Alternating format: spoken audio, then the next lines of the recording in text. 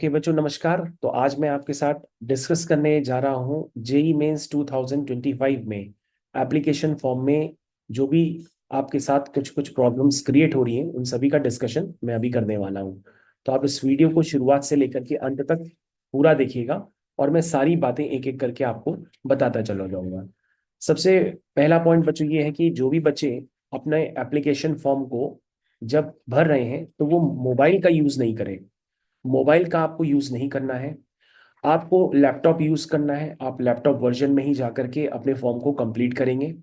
लेकिन अगर आप मान लीजिए कहीं भी दूर दराज में रहते हैं, आपके पास लैपटॉप वगैरह भी नहीं है, तो आप मोबाइल से अगर भरना चाहें तो मोबाइल को पहले गूगल क्रोम में जाकर के उसको डेस्कटॉप व्यू में कन्वर्ट कर लीजिए। और जब आप उसको डेस्कटॉप व्यू में कन्वर्ट कर लेंगे उसके बाद ही फॉर्म को कंप्लीट करिए। तो बच्चों, आपको ये हो गया आपका पहला पॉइंट, इसे आपको स्पेशली याद रखना है। लेकिन आप कोशिश करिए कि आप एप्लीकेशन फॉर्म को लैपटॉप से ही कंप्लीट करिए। इसके अलावा कई बच्चों का कहना है कि जब गूगल पे जा करके सर्च करते हैं jemain.nta.nic.in, तो इस वेबसाइट पे जेई मेन 2023 का लिंक ओपन होता है। लेकिन बच्चों, जैसे ही आप जेई मेन 2023 के लिंक को ओपन करेंगे तो अंदर आप जेई मेन 2025 पे ही पहुंच जाएंगे। तो यहाँ पर बाय डिफॉल्ट ऊपर से 2023 शो कर रहा है, लेकिन जैसे ही आप अंदर एंट्री करेंगे जेई मेन में, क्लिक करके 2023 वाली वेबसाइट पे, तो आपको दिखाई देगा जेई मेंस 2025 का पोर्टल।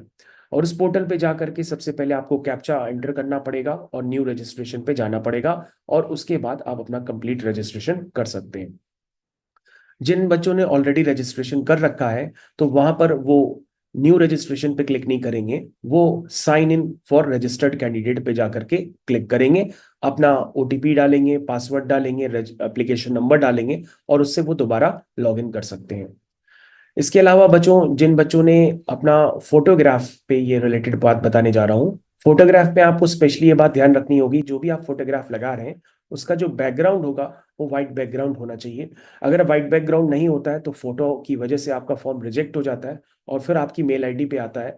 फिर आपको ध्यान देना पड़ेगा अपनी मेल आईडी पे कि ऐसा तो नहीं आपका फॉर्म रिजेक्ट हो गया है। अगर रिजेक्ट हो जाता है तो वो ज्यादातर फोटोज की वजह से होता है जिनका वाइट बैकग्राउंड नहीं होता है। तो ऐसे केस में आप फोटोज पहले से ही वो रखिए जिसका वाइट बैकग्राउंड हो। और ऐसी सेम फोटोज की आप 10-12 कॉपीज अलग से रख लीजिएगा, ताकि आपको ये फोटो हर जगह लगानी पड़ेगी। During JoSAA counselling, during admission, during counselling, हर जगह आपको ये फोटो यूज भी करनी पड़ेगी।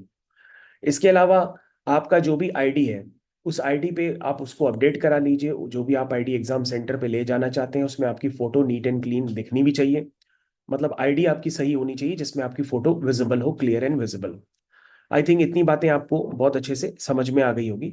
इसके अलावा बच्चों, आपको एक बात और भी ध्यान देनी है कि जिन बच्चों को बीटेक का फॉर्म भर रहे हैं, बीई/बीटेक का, उनकी फीस 1000 रुपीज है। और जो बच्चे बीआर का फॉर्म भर रहे हैं उनकी भी फीस 1000 रुपीज है जनरल कैटेगरी में। तो दोनों अगर आप फॉर्म भरते हैं, यानी पेपर 1 पेपर 2, दैट मीन्स बीई/बीटेक और बी आर्किटेक्ट, तो टोटल फीस आपकी 2000 रुपीज होगी जो आपको जमा करनी होगी।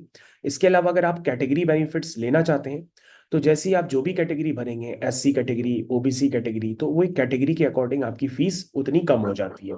तो ये आपको फीस खुद भरने की जरूरत नहीं है, वो पोर्टल आपको खुद बताएगा आपकी जनरल कैटेगरी के अकॉर्डिंग फीस और कैटेगरी के अकॉर्डिंग फीस। वही फीस आपको ऑनलाइन सबमिट करनी पड़ेगी। इसके अलावा बच्चों, पासवर्ड जो है आपको बहुत इजी पासवर्ड अभी बनाइए, ताकि आपको बार बार लॉग इन करना पड़ेगा, आप भूले ना।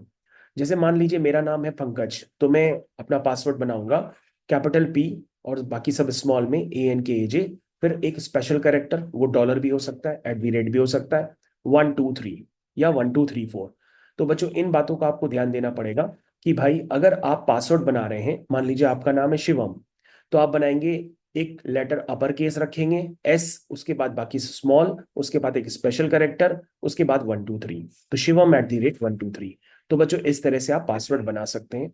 या आप जिस शहर में रहते हैं, लेट से आप कानपुर में रहते हैं, तो कानपुर का के कैपिटल रखिए, कानपुर @123। एक स्पेशल कैरेक्टर, एक अपर केस जरूर होना चाहिए, एक अल्फाबेट जरूर होना चाहिए, तभी आपका अल्फाबेट से बन करके, इन सारे कैरेक्टर से मिल करके आपका पासवर्ड तैयार होगा। तो पासवर्ड आप स्पेशली जिस तरह से बनाना चाहते हैं, तो मैंने आपको तरीका बता दिया ताकि वो आपको याद भी रहे। इसके अलावा बच्चों, एक आपको पास सिक्योरिटी क्वेश्चन होगा, उस सिक्योरिटी क्वेश्चन पे भी आप ध्यान दीजिएगा। उसका जो भी आप आंसर लिखें उसे याद रखिएगा। ज्यादातर सिक्योरिटी क्वेश्चन में बच्चे यूज करते हैं कि प्लेस ऑफ बर्थ, तो प्लेस ऑफ बर्थ को आप यूज रखिए, क्योंकि आप वो आप याद भी रखेंगे। इसके अलावा registration number, your first vehicle, ये भी आप एज अ सिक्योरिटी क्वेश्चन की तरह यूज कर सकते हैं, और इसका आंसर तो आप भी जानते होंगे, तो वही दीजिएगा। तो मेरे ख्याल से बच्चों आपको काफी सारी बातें मैंने आपको समझा दी हैं। और एप्लीकेशन फॉर्म को भरते समय बच्चों आपको ये भी ध्यान देना होगा कि आप किसी भी तरह से मम्मी पापा के नाम के आगे या अपने नाम के आगे मिस्टर, मिसेस, मास्टर, डॉक्टर, इस तरह के प्रीफिक्स नहीं यूज करते एप्लीकेशन फॉर्म को भरते समय। बच्चों जब ये आप ये सारी फॉर्मेलिटीज कंप्लीट कर लेंगे तो लास्ट में एक चेकआउट लिस्ट आएगी, तो उस चेकआउट लिस्ट पे आपको टिक करने पड़ेंगे हर पॉइंट्स पे। वो कहेगा चेक करो कि आपका डेट ऑफ बर्थ सही है कि नहीं, चेक करो मम्मी का नाम सही है कि नहीं, चेक करो फादर का नाम सही है कि नहीं, चेक करो कैंडिडेट का नाम सही है कि नहीं। तो ये सारी चेकआउट लिस्ट आप ढंग से दोबारा चेक करिएगा, क्योंकि अगर एक बार आपने सबमिट कर लिया तो उसको दोबारा आप जल्दी से एडिट नहीं कर सकते हैं। इसलिए आपको ये चेकआउट लिस्ट पे स्पेशली ध्यान देना पड़ेगा कि आपने इसको सही भरा है कि नहीं भरा है, स्पेशली कैटेगरी पे भी। उसके बाद बच्चों आप फाइनल सबमिट कर देंगे, आपके पास मोबाइल पे आपका एप्लीकेशन नंबर आ जाएगा, और उससे आप दोबारा लॉग इन कर सकते हैं, और उस पासवर्ड को आप दोबारा यूज कर सकते हैं जो आपने फॉर्म भरते समय बनाया था। तो आई थिंक बच्चों आपको आशा करते हैं कि ये सारी बातें आपको बहुत अच्छे से समझ में आ गई होंगी। इसके अलावा बच्चों आपको ये भी ध्यान देना होगा कि भाई जब आपका एप्लीकेशन फॉर्म सबमिट हो जाएगा तो उस समय आपका कंफर्मेशन पेज आ जाएगा, तो उस कंफर्मेशन पेज को आप डाउनलोड कर लें। और मैं तो कहूंगा उसके प्रिंट आउट 10 से 12 प्रिंट आउट भी आप निकाल करके रख लें, क्योंकि कंफर्मेशन पेज को आपको बाद में यूज भी करना पड़ेगा। और बच्चों जो भी आप मोबाइल नंबर एप्लीकेशन फॉर्म में यूज करें, जो भी मेल आईडी यूज करें, वो एकदम ऑथेंटिक होनी चाहिए, ठीक है ना, क्योंकि आपको ये मेल आईडी और mobile number up to JEE counselling तक यूज भी करना पड़ेगा। आशा करते हैं बच्चों इस शॉर्ट वीडियो में आपको सारी बातें बहुत अच्छे से समझ में आ गई होंगी। और अगर समझ में आ गई है तो इस वीडियो को लाइक करिए, शेयर करिए एंड सब्सक्राइब करिए। Thank you. आशा करता हूँ आपको पूरा समझ में आ गया होगा। फिर भी बच्चों अगर कोई प्रॉब्लम है तो आप कमेंट सेक्शन में लिखिए, मैं उसका रिस्पॉन्स करूंगा। Thank you.